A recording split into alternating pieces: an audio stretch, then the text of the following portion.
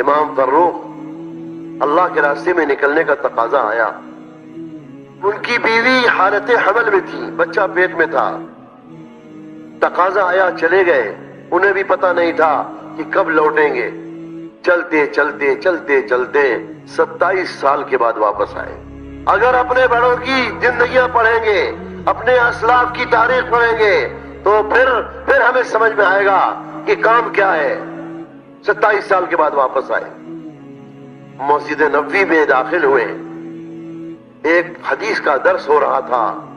ایک جوان 25-27 سال کا ایک جوان حدیث کا درس دے رہا ہے، حدیثیں بیان کر رہا ہے، راویوں کا نام لے رہا ہے. فلاں نے فلاں سے یہ حدیث بیان کی، فلاں نے فلاں سے بیان کی، اور انہوں نے براہ راست اللہ کے نبی صلی اللہ علیہ وسلم سے سنا، اس صاحب قبر سے سنا. یہ کہنے لگے ایک صاحب سے پوچھا، یہ کون ہے؟ یہ کون محدث ہے؟ کہا ان کا نام ربیعۃ الرائے ہے. ان کے ابا، ان کے والد اللہ کے راستے میں گئے ہوئے ہیں. یہ ماں کی پیٹ میں جب تھے اسی وقت سے اللہ کے راستے میں گئے ہوئے ہیں، اور یہ انہی کا بیٹا ہے. اللہ نے اس بیٹے کو، ان کے بیٹے کو محدث بنا دیا ہے.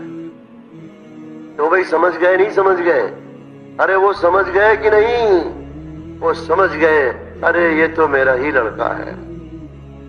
ایک دم آنکھوں سے آنسو جاری، خوشی میں رونے لگے اور یہ کہا، رفع اللہ ابنی، اللہ نے میرے بیٹے کو بلند مقام، اللہ نے میرے بیٹے کو بلند مقامت کیا.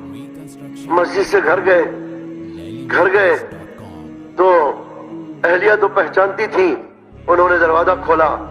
بیٹا بعد میں مسجد سے فارغ ہوا، گھر آیا.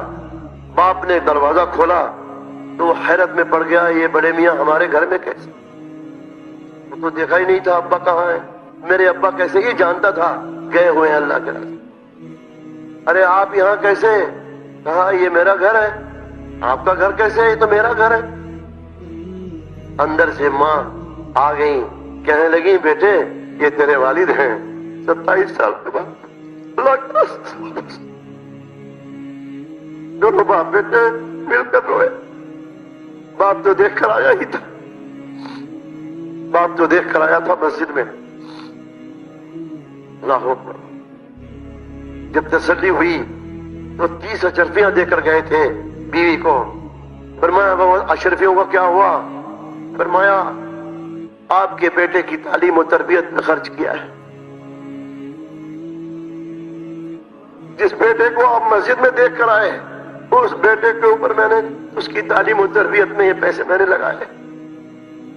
سوچو تو صحیح. خدا پاک کی قسم، مولانا یوسف صاحب فرماتے تھے اگر تم اس مبارک کام کو ڈھنگ سے کرو گے، کام بنا کر، اللہ تعالیٰ تمہارے 14 نسلوں کے فاقے دور کرے گا. قرآن حدیث سے، سیرت سے یہ بات فرمایا کر.